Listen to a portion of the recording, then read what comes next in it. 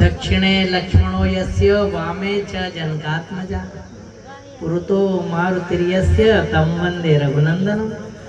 हैं भगवान अपन भगवान नहीं इसलिए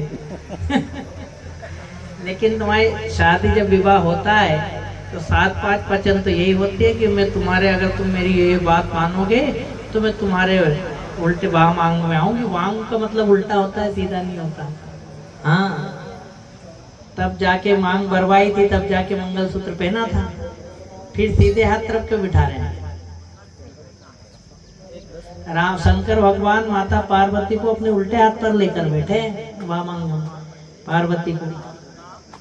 कहीं भी फोटो में देख लो, मोबाइल में देख लो, सारे देवता अपनी अपनी पत्नी को उल्टे हाथ पर लेकर बैठते हैं। आप ही हो जो सीधे हाथ पर लेकर बैठे हो। इंसान में भगवान फर्क है, लेकिन भगवान ने तो सारी मर्यादाएं अपने को दी हैं। भगवान तो लीला करने भी इसलिए आते हैं मनुष्य को सिखाने के लिए। क्या उसमें इतनी ताकत नहीं है कि वहाँ बैठे बैठे राक्षसों को मार सके? यहाँ आना जरूरी है?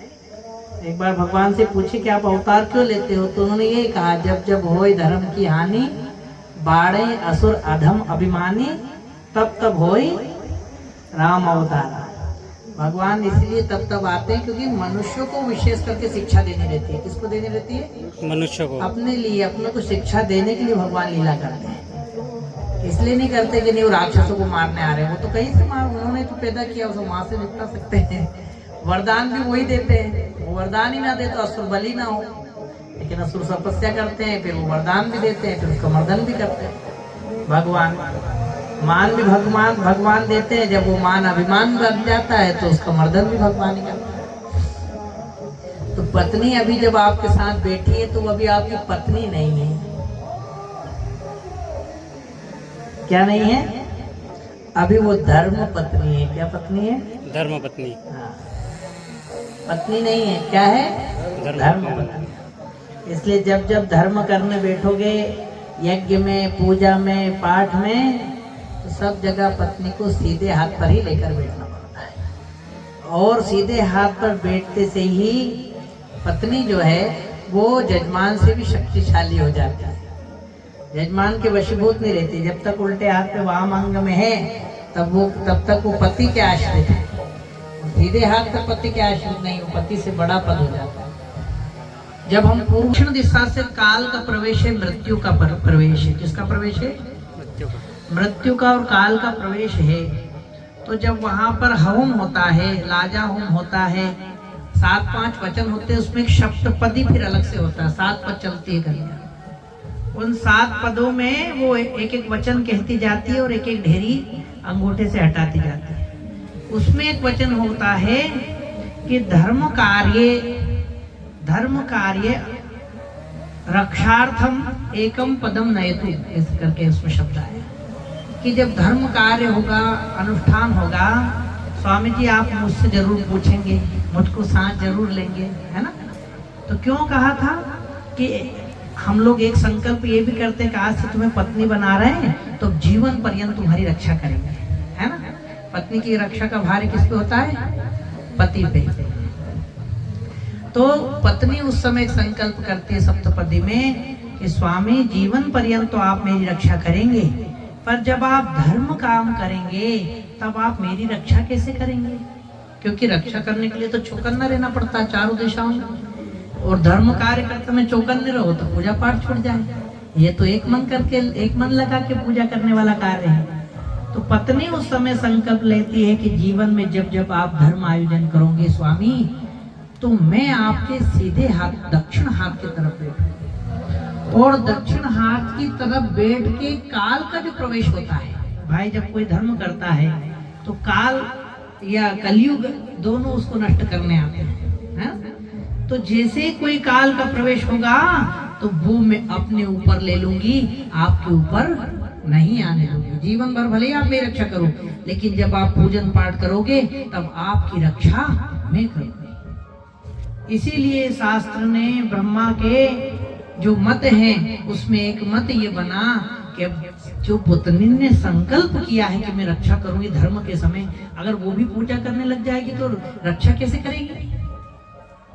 पूजा वो भी करने, फिर रक्षा कैसे? रक्षा के लिए तो स्वतंत्र होना पड़ता है। इसलिए पत्नियों को, ये ऐसा नहीं पत्नियां, कुछ लोग ये समझते हैं या शुद्ध होते हैं या मासिक धर्म आदि से होते हैं इसलिए स्त्रियों को मना कर दिया होगा हवन पूजन करने के लिए। नहीं, वो उस समय में अपने पति की भी रक्षा कर, मृत्यु भी आएगी तो पहले मेरे ऊपर आएगी, इस भाव से वो दक्षिण दिशा में बैठती, पूजा में, पाठ में, यज्ञ में, जबकि उसका स्थान दक्षिण दिशा में नहीं है। पत्नी का स्थान किधर होता है? वाम भाग में, उत्तर में, है ना, वाम में, उल्टे हाथ तरफ। भगवान अपनी अपनी पत्नी को अपने वाम अंग में लेकर बैठे। तो इसलिए सारे धर्म अनुष्ठानों में पत्नी को सीधे हाथ पर बिठाया जाता है और उससे पूजा पाठ नहीं कराई जाती, बस वो हाथ लगा कर बैठी। इसलिए नहीं कि वैष्णोदेव अपने पति की रक्षा कर रही है, उससे धर्म करा रही है। इसलिए पति जितना भी धर्म पूजन पाठ करेगा उसका फल पत्नी को अपने आप प्राप्त हो जाएगा, उसको अलग से कुछ पूजा करने की आवश्यकता नहीं है। क्योंकि तथा यात्रा अभिषेक पत्नी वामतः, पत्नी को 5 स्थान है जहां पर उल्टे हाथ पर आपको लेना है। कब कब? यस्य, वो किसी गुरु जो कोई आपका अभिषेक कर रहे हो, जल छिड़क रहे हो आपके ऊपर, आपको आशीर्वाद दे रहे हो, जैसे हम लोग अभी कल आपको पूर्णाहुति के बाद जब आशीर्वाद देंगे तो पत्नी को उल्टे हाथ पर उठाए, तब पत्नी को हमेशा उल्टे हाथ पर रहना चाहिए। अभिषेक आशीर्वाद है, किसी गुरु जी के यहाँ, संत के यहाँ आशीर्वाद लेने जाए, यहाँ प्रसाद भी लेने आए तो पत्नी को उल्टे हाथ पर लेकर आना चाहिए, तब प्रसाद ग्रहण करना चाहिए। क्योंकि प्रसाद आशीर्वाद लेते समय पत्नी पत्नी ही है। तो भोजन, कभी जोड़े से भोजन करें या किसी ब्राह्मण को भी जोड़े से भोजन कराएं तो पत्नी को उल्टे हाथ पर बैठ कर भोजन करना चाहिए, तब जाके जोड़े का फल मिलता है, नहीं तो जोड़े का फल नहीं मिलता। तो अब भोजन, आप लोग वैसे तो अलग अलग भोजन करना चाहिए, एक ही थाली में पति पत्नी भोजन करते हैं, पाप है ना, भले वो पति पत्नी है, लेकिन भोजन का अधिकार, क्योंकि भाई एक तो इधर पति को परमेश्वर मान रही है और एक ही थाली में खाने से पति पत्नी का झूठा खाएगा तो उसका दोष किसको लगेगा? पत्नी को लगेगा। तो इसलिए वैसे बाद में, लेकिन जब जोड़े से कहीं भोजन करने गए हैं, जोड़े से कोई बैठा रहा है तो पत्नी को हमेशा, घर में भी साथ में खाना है तो हमेशा पत्नी को अपने वामांग में उल्टे हाथ पे बैठाना चाहिए, नहीं तो भोजन उसके लिए आसुरी प्रवृत्ति प्रदान करेगा। और अंतिम कहा शयने तथा, सोते समय भी हमेशा पत्नी को उल्टे हाथ पर रखना चाहिए। सीधे हाथ पर सुनाने से लड़ाई झगड़ा मन मुटाव ज्यादा हो जाएगा, तलाक तक की स्थिति बन सकती है। इसलिए हमेशा पत्नी को शयन करते समय भी वामांगी रखना चाहिए। इसलिए इन केवल शास्त्र विधान में 5 जगह को छोड़कर बाकी सब जगह पत्नियों को किधर बिठाएंगे? अपने सीधे हाथ पर। बोलो यज्ञ नारायण भगवान की।